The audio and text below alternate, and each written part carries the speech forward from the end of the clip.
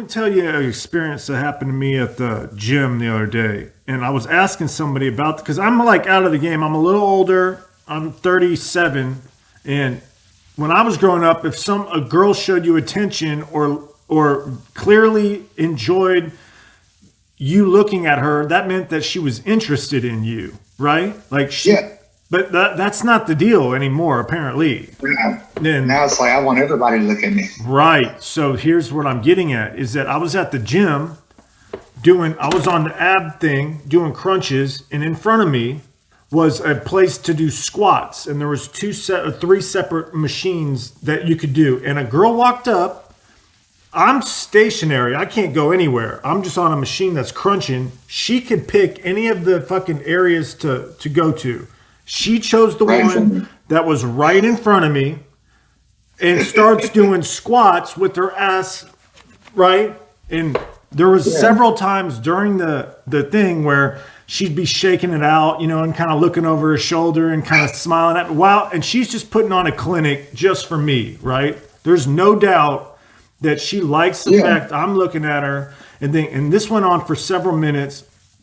And afterwards, I went up to her and I said something like, oh, my abs are killing me. I worked out longer than I normally would have. Something that's the effect of like, I like the view, and she acknowledged it. But what I'm getting at is the next time I saw her in the gym, because we crossed paths, and I was like, hey, how's it going? She acted like know me, or like she, you know what I'm saying? Because in my mind, I'm thinking she just put on a clinic. You were that day. So man, I don't get it anymore, man. So it's weird out there, bro, and you got to feel it out. That's why the one thing that I am going to do that. I'm an open book, real. I'm going to be real. You know what I'm saying? Like I got to be real with people and stuff like that. Like she should, I told you, I just wanted you to see what, what I'm saying, you couldn't have. You could take that, couldn't you? Yes. I would. That would have been very. I just wanted to see. I saw you up there like this. You can't move and shit, and you had to see this fine ass in front of you. Yeah. And you'd be like, you probably smile and be like, all right, respect. Who you getting today? Because I'm here all day. We go tan over here if you want to get in a taquini. Or whatever at my house after. Clearly as day, looking at me, letting me know exactly that she's working out in front of me, wanting me to stare at her ass while she's doing it and enjoying it. I can see her in the mirror looking at me, and she can see me putting a clinic on, and then act like she didn't do it the next day when I'm like, hey, how's it going? So the world's changed. Was she younger? Yeah, she looked like she was about like 20, 29, maybe about 8, 9 years younger. And that's the difference, I think, between a decade of growing up with social media and Instagram and Facebook. And I never had that. So they've been used to that. I date 30-year-olds through 30. I'll go 30 to 50 if it's like Jennifer Aniston type, but 30 above. I can't do the other ones because I've tried it, and it's like I can't carry on conversations. Half of them, they weren't I tried one, like I was like, so I didn't even know she was that young. I was like, where were you during September 11th? And she's like, oh, I wasn't alive. I was like, ugh. The fuck, how old are you? Yeah, I was like, how old are you? I was like, because this shit happened what? She's like 19. She's like 20. No, like 19, 20. I was like, your profile said that she was 25. Mm-hmm. I was like, what's going on here? And I'm like, I didn't get catfished, but I can't do, 18, 19, that feels fucking weird. I don't know. Times change, man. Okay, but here's the point I kind of want to get into, because I got into my own head thinking about it. Because, again, I can overthink, and I do self-reflection a lot just to kind of figure out, because in my opinion, she's putting on a clinic for me, wants the attention. She's specifically doing it for me because she thinks I'm cute or interested in me. That's what goes through my mind. Just call me crazy or rational, one or the other. So when I approach later, then I get the like, why is he approaching me? What I think that they're doing, and because I've seen similar things like this, is they already have a boyfriend and they just want to make sure that they can always have options that like some sort of it gives them the confidence that, yep, I can still go, I can still bust a move whenever I want or leave this guy because I have been constantly being reinforced in my external environment that men like me and I can make them kind of approach me by showing them some attention or doing whatever. But, well, what goes on with that too, because I always kind of said that they went hand in hand. Attention seeking goes hand in hand with validation. Okay. So she may be insecure and needs some validation. I'm like, okay, do I still, I need this guy right here to holler at me tomorrow and see what's up, just to see if I still do got it and whatever, because maybe she's insecure. That's why they post all them Instagrams and all that kind of stuff and everything. But you got that fine balance. I mean, are you going to get up there every day and just take your shirt off and start looking at the abs in front of a chick that's doing squats and everything and, stuff like that? No, because your thought process is different and you probably don't need that. All right. Do you ever slide in girls' DMs do you have IG? Yeah. You write girls and slide in their DMs when you see them posting stuff that appears that they're single? Yeah, that. And you also got I went on Facebook Messenger and I got back with these girls that were in high school. And I pulled the girl, I had the biggest crush on you. And it worked out so successful for like us to go on a date and stuff like that. And these are like girls that I was a year younger than me, the one that I never got to and stuff like that, but just single. And I pursued that. And it was actually very successful and whatnot. But did you actually have a crush on them? Some of them actually yeah. I always wanted to have sex with them at least. Okay. So you actually were on Facebook because y'all were already friends. Y'all were already friends and then reconnected through. Yeah. Just had them up and it was my mentality going into it, 50-50. They're going to say either yes or no. And if they say no, what does it really matter? Did any of them ever just kind of like say neither yes nor no, but just sort of dragged out the connection? I got that. And then it's like, we're big talking. I'm over there putting in the work and, this, that, and the other. And then fucking, all of a sudden they get back with their ex-boyfriend or some shit. It's like, fuck, well, there that goes. I guess that wasn't meant to be. But did they tell you that they got back with their ex, or did they just stop talking to you? A little both. You get to like just stop talking and replying and you get it, okay, I get the hint and shit. And then you see the pictures with them and whoever and shit like that. And I always respected the ones that would, I got back with my boy. Okay, cool. Did they tell you, hey, I'm getting back with my boyfriend, and then stop to tell you up front? Or did they just wait till you kept pursuing them until...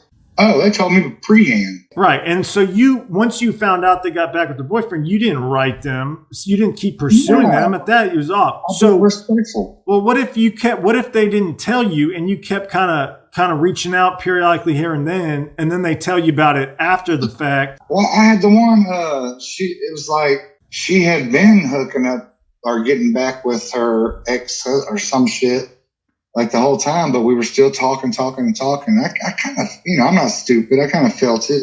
I was like, man, she'd be like, hey, I got to go. And I just, you start seeing little red flags and then bam. Well, I started a month ago reconnecting or whatever, and it looks like it's going to work out. And you're like, so I just been on this little fucking Facebook Messenger show for amusement, or I didn't like that. If you're not going to be real with me, it's not going to work. It's just like digging through my phone and all that trust and all that shit or whatever.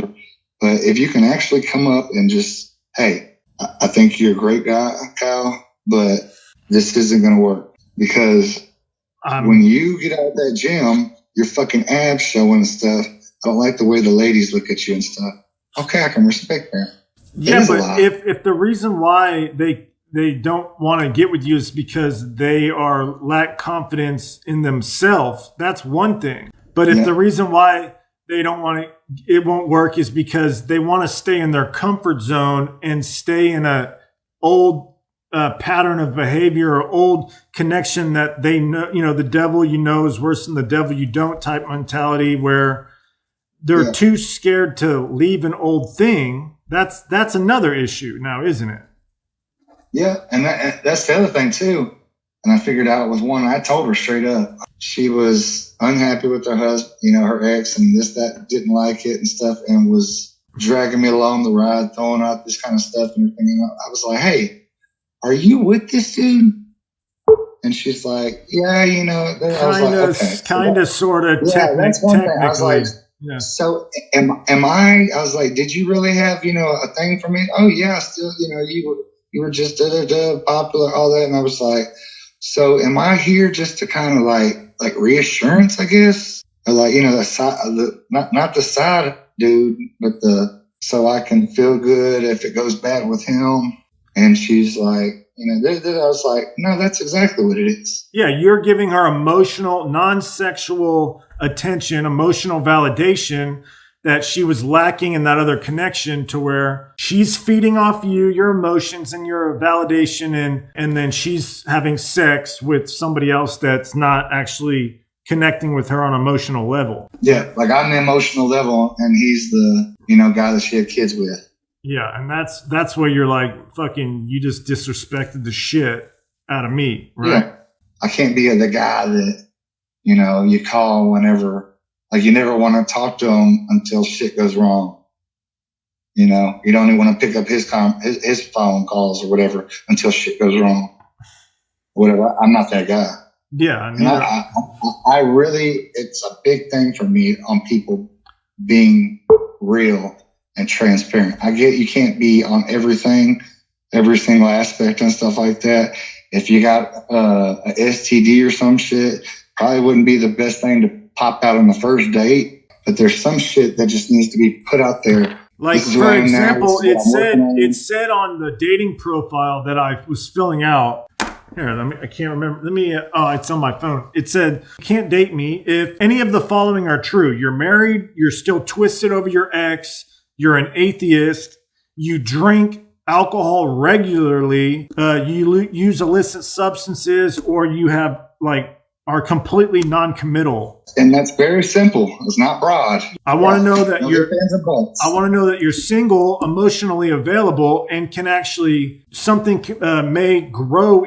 You're capable of committing and growing and developing a high quality connection as things unfold. It's like the guys can get rejected all over the place. They have to be comfortable with getting rejected, things not working out how they want. But a woman, they want to know exactly how shit is going to go down. That's unrealistic. Yeah. That's really unfair and imbalanced interaction, to where one person just gets breadcrumb ghosted, rejected constantly in a way to where, and the other one is like, I need to make sure, I need to feel way more safe, so that let's put up Fort fucking Knox.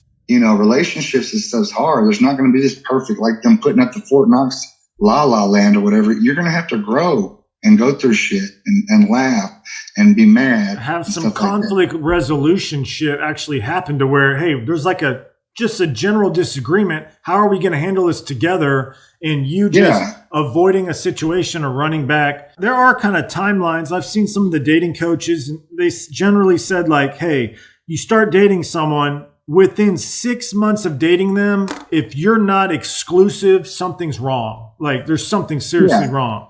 So that was an outlying thing. So you date someone for 6 months, you get exclusives. He says after you're exclusive, and you're grown and mature, within a year of being exclusive, y'all should be saying, let's move in together, or something's wrong, because you're not getting it. So basically, from the time of starting to date someone that's going within 18 months, y'all should be living together. If you're a mature adult that are falling in love with one another, you should want to do that. That's the kind of map I'm using for myself, and that's coming from dating coaches online who have been doing this for fucking decades of because I believe that's important to live together, because to see if you're going to be simpatico and everything's going to be kosher living together, because you definitely got to live together for a while. Is sleep in the same fucking bed every morning, wake up, harmonize your routines that people can follow. What does it say about sex? He didn't go into that. He was more talking the stages of the connection from dating to exclusive to moving in with each other to then becoming engaged, that kind of series. It didn't go. So I want to ask you a question. So, do you believe that sex is a big part of a relationship?